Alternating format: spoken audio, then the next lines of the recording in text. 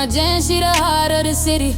Beautiful life shining cause her spirit run pretty. Touching every block, every youth, every man. Walking angel on duty with a God level plan. Jennifer, blessings flow where she stands. She lift up the world with the work of her hands.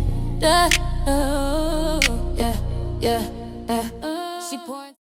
Thank you for joining us for another episode of Voices of the Village.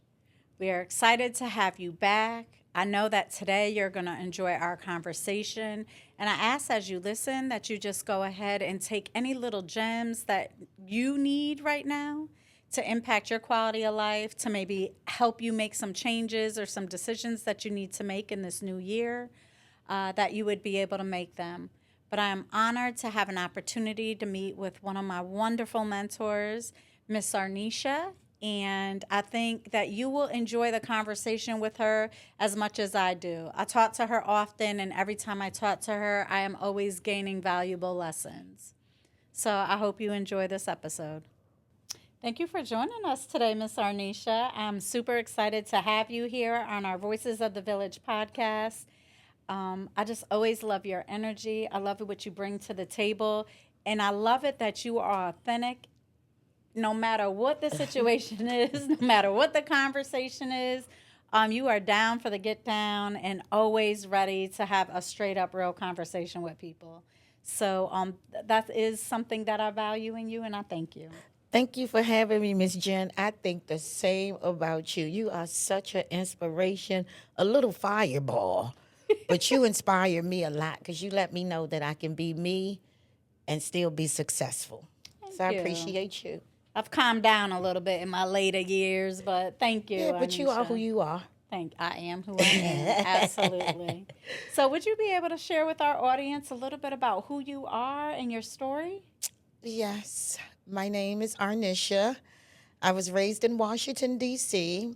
I graduated high school in 1990. I have 3 children. I started young. 3 adult kids. I can't even remember their age. I have 3 grandkids. I have a longtime partner, and then I have my Lead for Life family. Good. So tell us a little bit about when your journey started with you having children. Oh, wow. Okay. So I started young. I was 15 when I had my first child.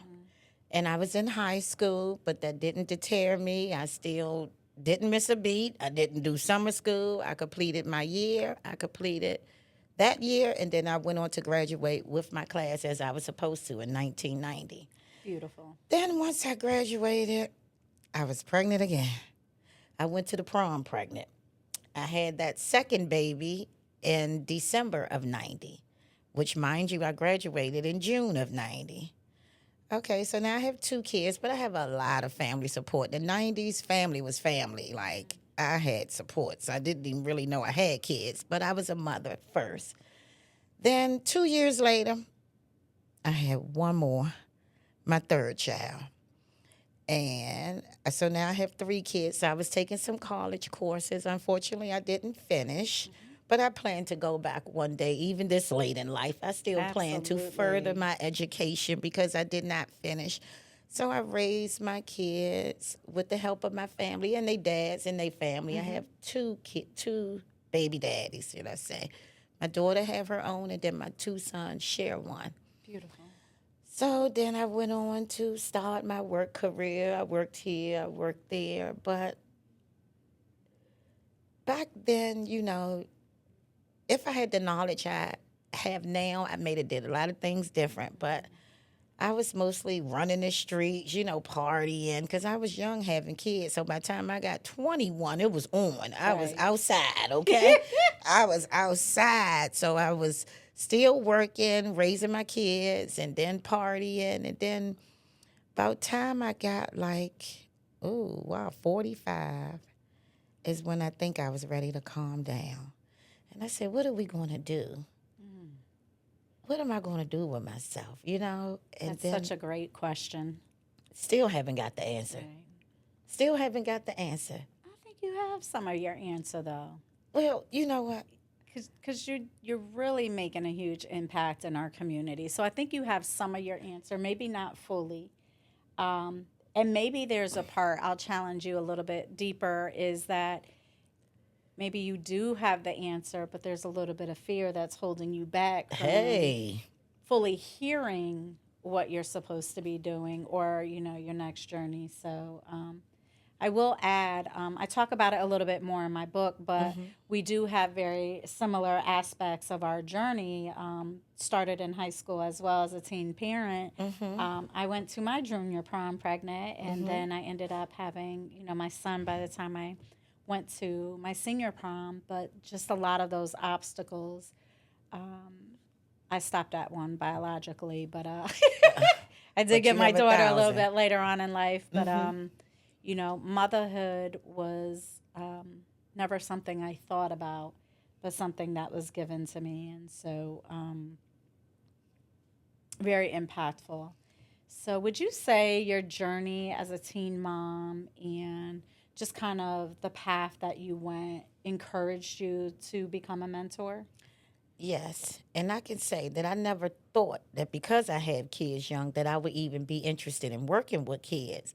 But after coming, I was working with seniors before I came here, and oh, I loved it. They were so grateful. The impact that I feel like that I had in their life, oh, it made me feel complete. So I thought.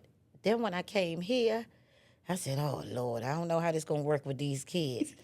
I said, but I said my prayers, and I Right. came on in here. And response from the kids, oh, it completed me. Because I didn't even know that I can be a mentor, shall I say. You know what I Yeah, mean? yeah. Even with raising my kids, I had a lot of family help, but, and then they was mine, so it was different. But when I see these kids in this program, and I see how they take to me, just me being me, I don't Yeah. try to be anything different, but they love it. They can feel the love. They call me auntie, and some of them call me the tough auntie. Right. But since I've been here, I never had a child to swing on me. Of course, I've been called a few names, but Right. just maybe by one or two. And I probably worked with over 50 something kids, Absolutely. just one or two. But the way I can reach them, it impresses me Yeah. because I didn't know I was capable of that. Yeah. And the kids really love you. And it's not just the kids, but like you have a genuine love for human beings. Oh, yeah. So it's not just the kids, it's also your counterparts Yeah. that you work with. It's also the vendors that you have to service while you're working with the kids. So you are really a person who is able to reach multiple audiences at one time. So you are yourself at all times. So even working with case managers with some of these really difficult kids, you're able to keep it real with them. You're able to say, listen, Sue needs A, B, and C. She doesn't need what you're making her to do. She's going to keep refusing. How about we try A, B, and C? You're able to give that to people. You're able to give them and see things in these youth that a lot of people cannot see. And so I think that you being you and you being blessed with the heart that you've been blessed with is really a gift that a lot of people don't naturally have, and they have to, work really hard to get it, but you naturally have it.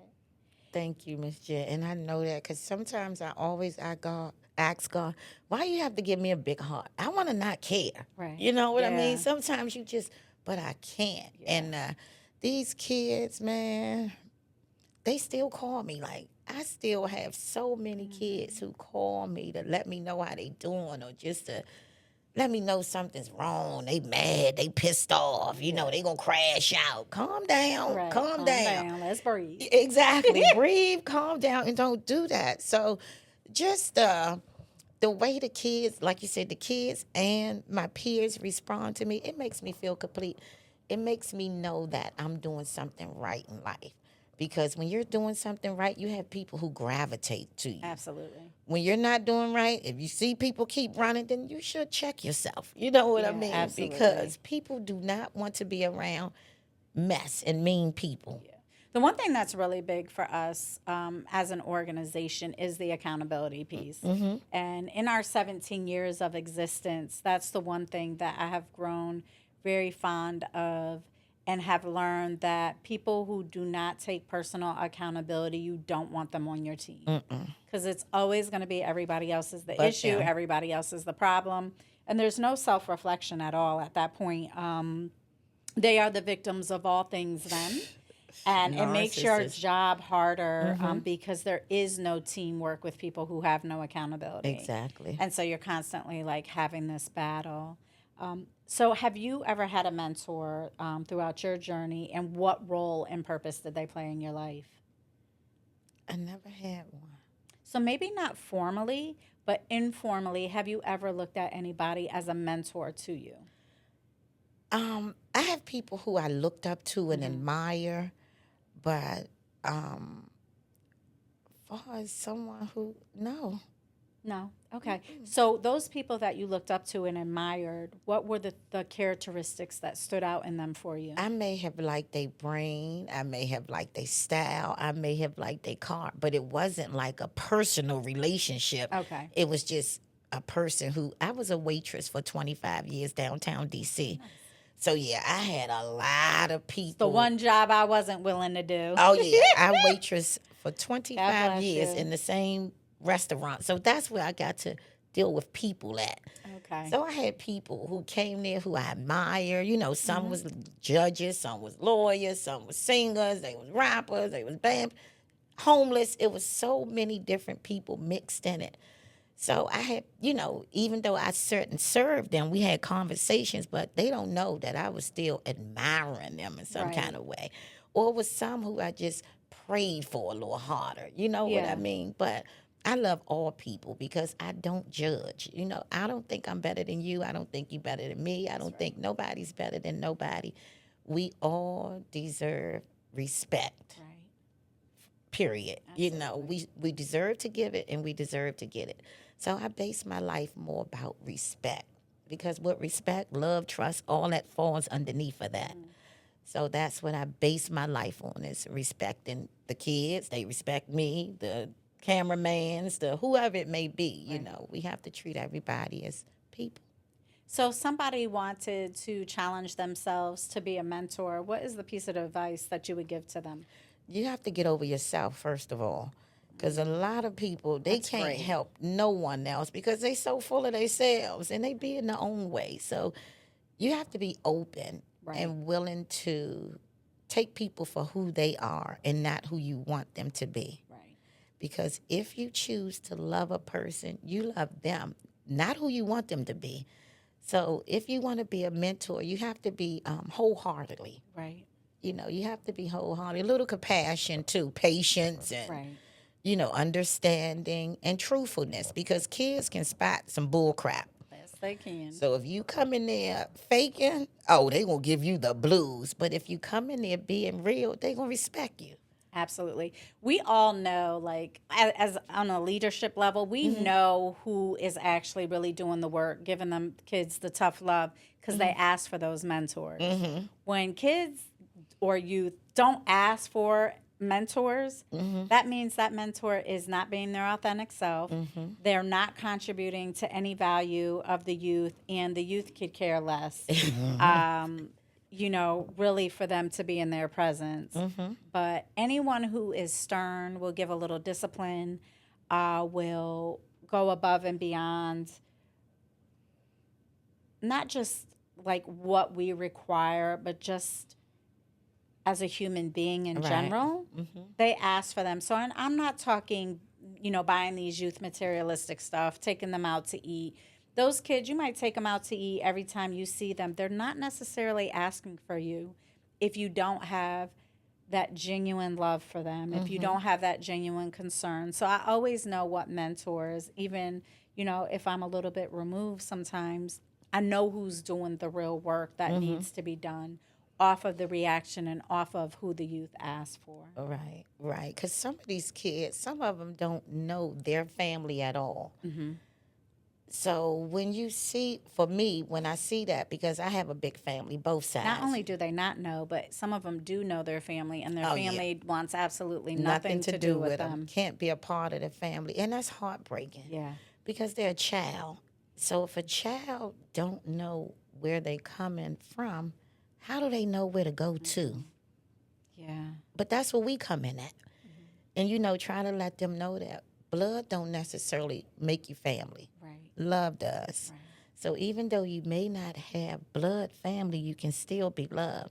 And if you want it, you can have it. Stop making excuses. Listen. Absolutely. Trust the process and see where it take you at. But they kids, so a lot of times that's easier said than done. We can talk, we can say all that, but where's my mother? Right. Where's my father? That's right. So you can say that to them, and I really feel like if they have enough time that they'll hear what we said to them now, it may be 10 years later, but the message will get through. Absolutely. And then it's And then the always love nice can be to hear felt. from them, or, someone will say, hey, I seen blah, say blah, and they're doing really good. They got a job, they graduated, they got their own apartment. So those are always the blessings from the work. And I just always am able to step back and value that the mentors that we had contributed to that young person being successful. That's right. So yes. So I thank you for your time. Do you have anything else that you want to share with the audience? I would like to tell you something about this lady that's sitting to my left. Oh, goodness. No, honestly, Miss Jen, you are one of a kind.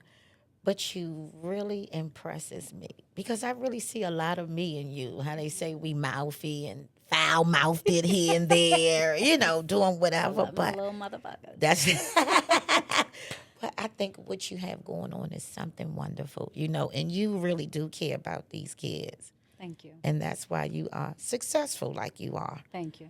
So maybe one day I may follow in your footsteps. I don't know if it'll be the kids or the senior, but you somebody I admire. Thank you. I just wanted to tell you I'm that. here to help you on your journey. Thank you, darling. I appreciate it because you do help. You have a big heart. That's why you blessed. You have to be a blessing in order to be blessed. I like that. You have to be. It don't work no other way. So you're doing something good, okay? Because you're in the blessing business, all right? Yes, Arnisha. You're welcome, darling. I would like to thank everybody for taking time to listen to us today with the Voices of the Village. What I'm able to walk away from today is hearing the story of a young lady who started off very young having children, but always made it her mission to give back and selfless with her giving back. And so as we are transitioning in a time where people are losing their jobs every time we turn around, technology is taking over for some people's jobs. And just the simple fact that we've lost that village connection, that community connection due to, I'm going to say, social media and some other aspects. We do still have human beings that want to connect. We have human beings that want to be able to help and provide services to their community, to love on people in their community, not just the youth, the elderly, those who are maybe struggling financially, those who are trying to find themselves. So as I enjoy this conversation and the gems that we have all learned, I hope that you did as well. Thank you. Big Mama Jen, she the heart of the city. Beautiful life shining cause her spirit run pretty. Touching every block, every youth, every man. Walking angel on duty with a God level plan. Jennifer, blessings flow where she stands. She lift up the world with the work of her hand.